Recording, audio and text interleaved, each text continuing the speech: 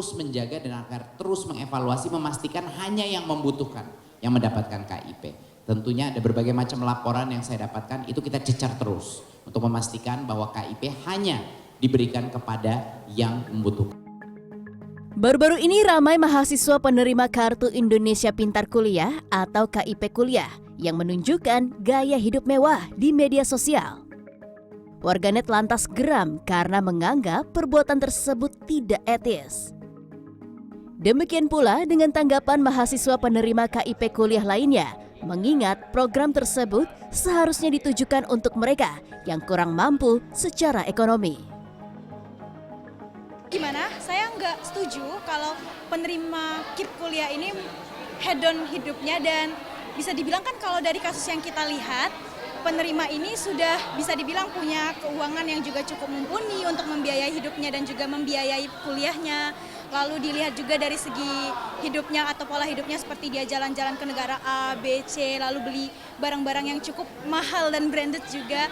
Mungkin hal-hal seperti itu menurut saya kurang. Saya juga di sisi lain juga agak mengesalkan sama orang yang memasukkan data pas dia mau memojokkan KIP. Di sisi lain juga saya kesel dengan, ya bukan kesel sih, kayak menyayangkan dengan kinerja Kemendikbud yang mungkin tidak melakukan cross check 2 kali untuk menyeleksi data apakah datanya penerima KIP ini benar-benar asli atau dia memasukkan data.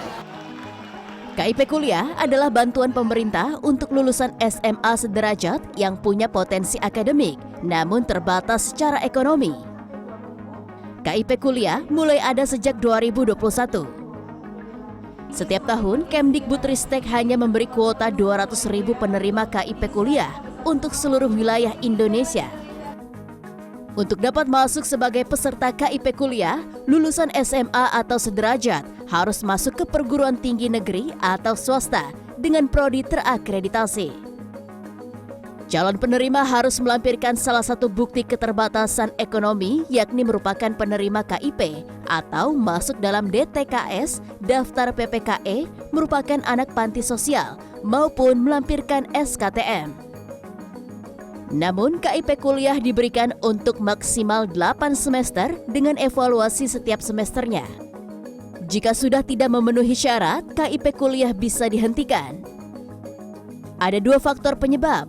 Pertama, ekonomi keluarga penerima KIP Kuliah sudah membaik dan mampu membiayai kuliah. Kedua, penerima KIP Kuliah tidak menunjukkan konsistensi prestasi akademik maupun non-akademik. Tetapi, kalau ditemukan mahasiswa penerima KIP Kuliah, standar IPK-nya di bawah standar minimum kampus yang bersangkutan sehingga berpotensi untuk tidak lulus, maka ini bisa dievaluasi oleh kampus. Jadi kita ada ruang seperti itu. Lagi-lagi, ini bukan beasiswa prestasi, ini ada bantuan sosial. Jika sudah tidak lagi memenuhi syarat, mahasiswa yang bersangkutan diharap bisa melapor untuk mengundurkan diri. Kampus juga melakukan evaluasi terhadap tingkat ekonomi dan prestasi tiap semester dari penerima KIP Kuliah. Selain itu, kita sebagai masyarakat bisa melaporkan jika terindikasi ada pelanggaran dari KIP Kuliah. Yang pertama, kita bisa melaporkan langsung kepada pihak kampus. Kemudian kita juga bisa melaporkan ke Kemdikbud melalui nomor telepon, email, ataupun fitur-fitur pengaduan yang ada di laman-laman resmi Kemdikbud. Kasus ini menjadi pelajaran bagi kita bahwa kita juga punya peran untuk menjaga agar bantuan pemerintah yang ditujukan bagi mahasiswa agar mendapat pendidikan tinggi dan demi masa depan yang lebih baik bisa tepat sasaran. Putri Demas, Yoga Aris Pratama, Jakarta.